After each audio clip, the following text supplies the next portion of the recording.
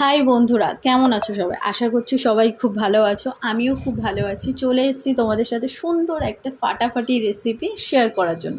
প্রথমে দেখিয়ে দিয়েছি আলু, পরে বলছি এটা কিসের রেসিপি।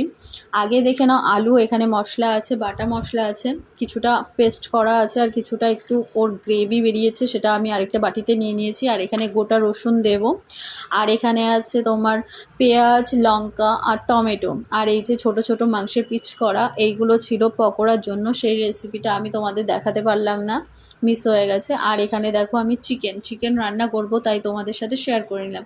অবশ্যই আমার পুরো ভিডিওটা দেখার অনুরোধ রইল, আর সবাই প্লিজ পাশে থেকো, আর প্লিজ কেউ স্কিপ করে চলে যেও না, পুরো ভিডিওটা দেখো। আশা করছি সবার খুব ভালো লাগবে। প্রথমে কড়াইটা গরম করে আমি ওর মধ্যে দিয়ে দিয়েছি তেল।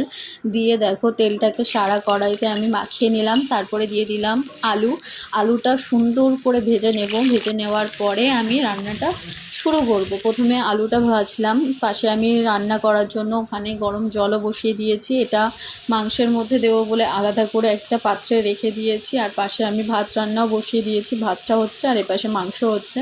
প্রথমে আলুতে আমি একটু লবণ হলুদ মাখিয়ে নিলাম, ওগুলো দিলে একটু কালার হয়, আর লবণটা দিলে আলুর মধ্যে একটু লবণটা ঢুকে যায়, সেই জন্য। তারপরে দেখো আমি সেটাকে ভালো করে মিক্সড করে নিলাম। মিক্সড করে নেওয়ার পরে আলুটাকে আমি লাল লাল করে ভেজে নেওয়ার পরে সেটাকে আমি তুলে নেব। তোমরা কে কে চিকেন খেতে ভালোবাসো অবশ্যই সবাই কমেন্টে জানিও। আর প্লিজ প্লিজ সবাই আমার পাশে থেকো। এখানে আছে টক দইটাকে আমি ফেটিয়ে নিয়েছি। টক দইটাকে যদি তুমি মশলার সাথে দাও, তাহলে তার গ্রেভিটা খুব সুন্দর হয়। আর এখানে ফোড়ন দিয়ে দিয়েছি আমি জিরে, এখানে ছিল দারচিনি, এলাচ আর কিছু লবঙ্গও দিয়ে দিয়েছি, তার সাথে তেজপাতাও দিয়ে দিলাম। এবার দিয়ে দিচ্ছি পেঁয়াজের মধ্যে আমি দেব। পেঁয়াজটাকে একটু নাড়াচাড়া করে ওর মধ্যে দিয়ে দিয়েছি তোমার লঙ্কা, দিয়েছি কাঁচা লঙ্কা, তার সাথে দিয়ে দিয়েছি টমেটোটা ওর সাথে দিয়ে দিয়েছি, কারণ টমেটোটা একটু সেদ্ধ হয়ে যখন গলে যাবে তখন ভালো লাগবে, না হলে গোটা থাকলে অতটাও ভালো লাগে না। আমার তো ভালো লাগে না, তোমাদের কেমন কি লাগে অবশ্যই কমেন্টে জানিও। কেমন রান্না করতে তোমরা পছন্দ করো আমাকে অবশ্যই সবাই কমেন্টে জানাতে ভুলো না। আর ভালোবাসা দিও, এগিয়ে যেতে সাহায্য করো।